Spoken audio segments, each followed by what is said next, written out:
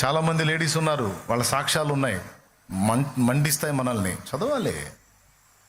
ఏం చేస్తున్నాను నేను, నా త్యాగం ఏది, నా పరిచర్య ఏది, నా సువార్త ప్రకటన ఏది, నేను సాధించిన ఆత్మలయ్యి, నేను చేసిన పరిచర్య ఏది?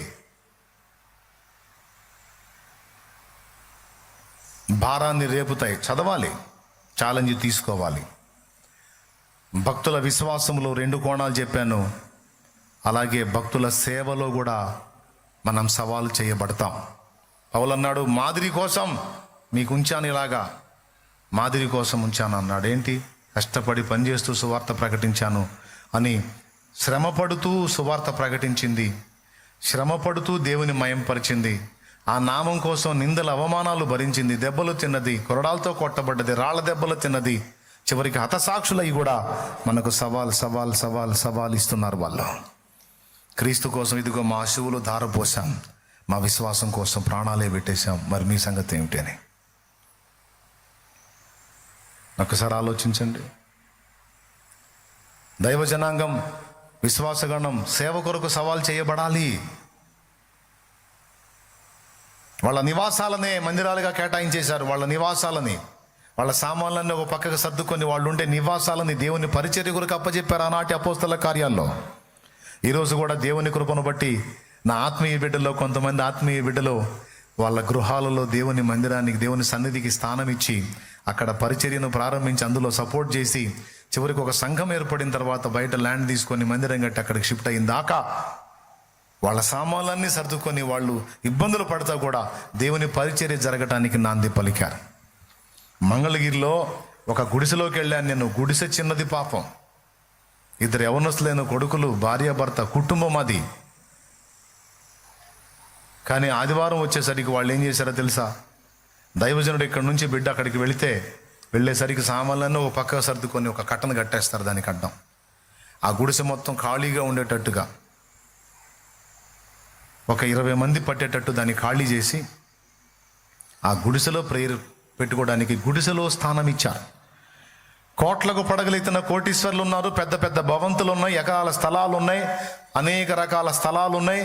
కానీ పిల్లికి బిచ్చం పెట్టరు, సచ్చిన ఎట్లా ఉంటుందంటే ఎంగిల్ చేత్తో కాకిందోలరు, సచ్చిన దేవుని కొరకు ఇంత త్యాగం చేయరు. కొన్ని బతుకులు మళ్ళీ దేవుడి గురించి పెద్ద పెద్ద మాటలు మాట్లాడుతూ ఉంటారు. అబ్బో మహాభక్తుల్లాగా పిక్చర్ ఇస్తూ ఉంటారు. నేను లోపల పగలబడి నవ్వుకుంటా, ఇవన్నీ ముచ్చట్లు ఆపాలని. దేవునికి స్తోత్రం, హల్లెలూయా. అన్ని అవకాశాలుండి కూడా దేవునికి ఇంత స్థానం ఇయ్యరు. కానీ మనం కనపడితే పెద్ద పెద్ద ముచ్చట్లు మాట్లాడుతూ ఉంటారు దేవుడి గురించి. అసలు నిజంగా బ్రదర్ అది, ఇది బ్రదర్, అది బ్రదర్, ఇది బ్రదర్ అని నేను నవ్వుకుంటా ఉంటా. ఇవన్నీ షోలు ఎవరికి తెలియదు, నాకు తెలియదే. ఎవరి దగ్గరైనా వేయవచ్చు, కానీ ముందు నా దగ్గర మాత్రం అస్సలు పనికిరావు. దేవునికి స్తోత్రం. ఏం చేశావు నువ్వు? ఈ ముచ్చట్లు ఆపు. అదిగో అది చూడండి, అది గుడిసె. అది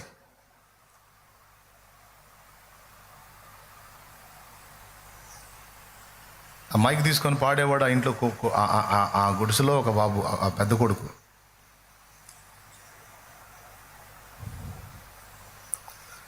ఈరోజు ఆ చిన్న పరిచర్య, ఈరోజు అక్కడ ఒక మందిరం, దాదాపు 100 మంది కంటే ఎక్కువ మంది ఆరాధిస్తూ ఉన్నారు మంగళగిరి మందిరంలో.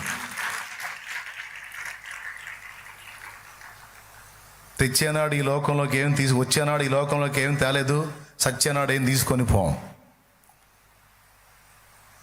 ఈ మధ్యలో ఉన్న ఈ జీవితంలో మనకున్న దాన్ని దేవుని కొరకు అంత త్యాగం చేస్తే నష్టపోతామా, నాశనం అవుతామా?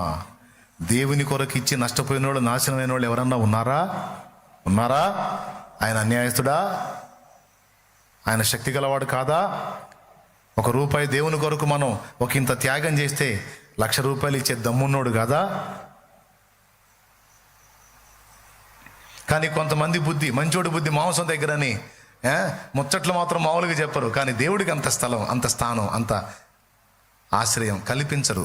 అలాంటి వ్యక్తులు కూడా ఒక సవాల్ కొంతమంది భక్తుల జీవితాల్లో తమకున్న వాటిని దేవుని కొరకు అలాగా పణంగా ఇచ్చేశారు.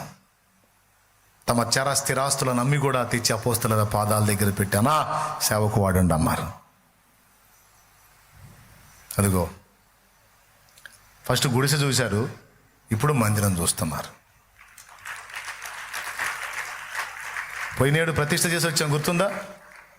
పోయినేడు ప్రతిష్టలో మంగళగిరి మందిరం కూడా ఉంది. ఇప్పుడు ఇంకా వరుసగా ప్రతిష్టలు ఉన్నాయి, మందిరాలన్నీ రెడీ అవుతున్నాయి. కొన్ని రెడీ అయినాయి, కొన్ని రెడీ అవుతున్నాయి. అన్ని ఫైనల్ అయినాక ఓ పక్క నుంచి మళ్ళీ ప్రతిష్టలు మొదలు పెడతా, దేవుని చిత్తం అయితే. దేవునికి స్తోత్రం కలుగును గాక. హల్లెలూయా, హల్లెలూయా, హల్లెలూయా, హల్లెలూయా. ఏది నీ త్యాగము? ఏది నీవు దేవుని కోసం చేసే త్యాగం? ఏది నీ డైరీలో రాసుకోవటానికి? ఇదిగో నా నివాసముని ఇచ్చాను, ఇదిగో నాకు దేవుడిచ్చింది ఇచ్చాను, ఇదిగో ఇలా చేశాను, అలా చేశాను. ఏది? ఈరోజు ఇంత మందిరము, ఇంత ప్రదేశంలో మనం ఆరాధిస్తున్నాం, ఇన్ని సౌకర్యాలు పొందుతున్నాం. ఇదంతా ఎవరు త్యాగమో తెలుసా? మీలాగా కూర్చున్న వాళ్ళలో కొంతమంది తమకున్న స్థిర చర ఆస్తులను అమ్మి, వాళ్ళ వెండి బంగారాలను అమ్మి తెచ్చి నా చేతుల్లో పెడితే, ఈ స్థలం ఏం తక్కువ రేటు ఉంటుందా? ఈ మందిరము, ఈ పరిచర్య, ఇదంతా. అందుకే ఎవడన్నా దీని జోలికి వస్తే వాడు నాశనం అవుతాడని ఎందుకు చెప్తున్నానంటే, వాడు దెబ్బతింటాడని ఎందుకు చెప్తున్నానంటే, ఇదేదో ఎవడో ఏమండి అమెరికన్ డాలరు, $1 పెడితే ఇండియాలో 85-90 రూపాయలు వస్తాయి అమెరికన్ డాలర్కి.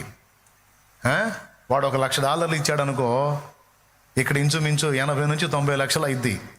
అట్లాగా ఏంది, అక్కడ 1,00,000తో ఇక్కడ 80 లక్షలు చేసుకొని చేసింది కాదు ఇది. పరిశుద్ధుల రక్తం. ఉద్యోగాలు చేసుకుంటూ, వ్యాపారాలు చేసుకుంటూ, కూలి పని చేసుకుంటూ, నానా రకాలుగా శ్రమ పడుతూ, నా దేవునికని వాళ్ళ కష్టార్జితంలో నుంచి బిడ్డలు చదువుకొని జాబులు వస్తే దానిలో నుంచి తీసుకొచ్చి వాళ్ళ త్యాగ ఫలం, వాళ్ళ సమర్పణ, వాళ్ళ బంగారము, వెండి, సమస్తము. ఒక అక్క తనకున్న నివాస స్థలాన్ని అమ్మేసి తీసుకొచ్చి చేతిలో పెట్టింది. ఇంకొక అక్క తనకున్న భూమిని అమ్మి తీసుకొచ్చి చేతులు. అట్లాగే ఎంతోమంది వాళ్ళ కలిగినటువంటి సమస్తమును అమ్మి, నా దేవుని పని జరిగితే చాలు, నా బిడ్డలకు నా దేవుడే చూసుకుంటాడని. అయితే దేవుడు వారికి ఏం తక్కువ చేయాల. ల్యాండ్ అమ్మి మందిరానికి ఇచ్చినాక 2 బిడ్డలకి జాబులు వచ్చినాయి, వివాహాలైనాయి, పిల్లలు సూపర్గా ఉన్నారు. వాళ్ళ 2కి జాబ్స్ ఇచ్చాడు దేవుడు, నంబర్ 1 ఉన్నారు. మళ్ళీ 2 భారం కలిగిన పిల్లలే. అట్లాగే ఎంతమంది ఎన్ని రకాల త్యాగాలు చేశారో వాళ్ళందరినీ నా తండ్రి బ్లెస్ చేస్తూ వచ్చాడు, కానీ ఎవరిని నష్టపుచ్చిన దాఖలా లేదు. మనం ఆలోచన చేయాలి, ఏం చేస్తున్నాం మనం దేవుని కోసం? భక్తులు సవాల్ ఇస్తున్నారు. ఈరోజు మంగళగిరి గడ్డ మీద తండ్రి సన్నిధి పరిచర్య ఉందంటే, ఆ గుడిసెలోనైనా అంత చోటు ఇవ్వకపోతే ఎక్కడ పెట్టేవాళ్ళం కూటం? ఆ రోజు ఆ గుడిసెలోకి వెళ్ళి, ఆ రోడ్డు పక్కన లంకలో ఉన్న గుడిసెలోకి వెళ్ళి కూటం పెడితే ఎంతమంది ఎగతాళి చేసి ఉండొచ్చు, ఎంతమంది నవ్వు ఉండొచ్చు. ఇది జరిగిద్దంటావా, ఇది అయ్యిద్దంటావా? కానీ స్థిరపరిచాడు, అయ్యింది, నిలబెట్టాడు, జరిగింది. దాన్ని స్థిరపరుస్తాడు యేసు నామములో నా తండ్రి. ఆమెన్. అట్లాగా నీ నివాసంలో ఎందుకు స్థానం ఇవ్వకూడదు? 10 మంది వచ్చి అక్కడ సమకూడి ఒక ప్రార్థనా కూటం. నీ ఊర్లో సరైన సేవ లేదు కదా, సరైన పరిచర్య లేదు కదా, సరైన మందిరం లేదు కదా, సరైన సంఘం లేదు కదా, ఆత్మల భారం కలిగిన ఒక పరిచర్య లేదు కదా. నువ్వెందుకు నాంది పలకూడదు? నువ్వెందుకు ఆహ్వానించకూడదు? నువ్వెందుకు తలుపులు తెరవకూడదు దేవుని సువార్తకి, దేవుని సేవకి? నువ్వెందుకు సేవకు రాకూడదు? నువ్వెందుకు దేవుని పరిచర్యకు రాకూడదు? ఎవరో చేయాలని నువ్వెందుకు పక్కన తిరగాలి, పైన తిరగాలి? నీకు లేదా? నీకు చదువు ఉందిగా, నీ జ్ఞానం ఉందిగా, ఆత్మల భారం లేదా? అనేకులు కష్టపడి ప్రాణాలు పణంగా పెట్టి సువార్త మోసుకొస్తే అది విని నువ్వు మారు మనసు పొంది రక్షణ పొంది పరలోక రాజ్య వారసుడు అయ్యావే. ఇతరుల త్యాగంతో నువ్వు రక్షింపబడ్డావే. మరి ఇతరుల రక్షణ కోసం నీ త్యాగం ఏది? నీ పరిచర్య ఏది? నీ సేవ ఏది? నీ సమర్పణ ఏది? నీ భారం ఏది? కదలాలుగా నువ్వు కూడా, చేయాలిగా నువ్వు కూడా త్యాగం. పాయింటేనా? ఎవరికి వాళ్ళు ఆలోచించుకోవాలిగా. ఆ జూమ్లో ఉన్నవాళ్ళు ఆలోచించుకోవాలిగా, ఆ లైవ్లో ఉన్నవాళ్ళు ఆలోచించుకోవాలిగా, ఇక్కడ కూర్చున్న వాళ్ళు ఆలోచించుకోవాలిగా. అందరూ ఆలోచించాలి కదా. ఏం చేస్తున్నాం మనం? ఎక్కడిచ్చాం అవకాశం? ఎలా చేశాం దేవుని కొరకు?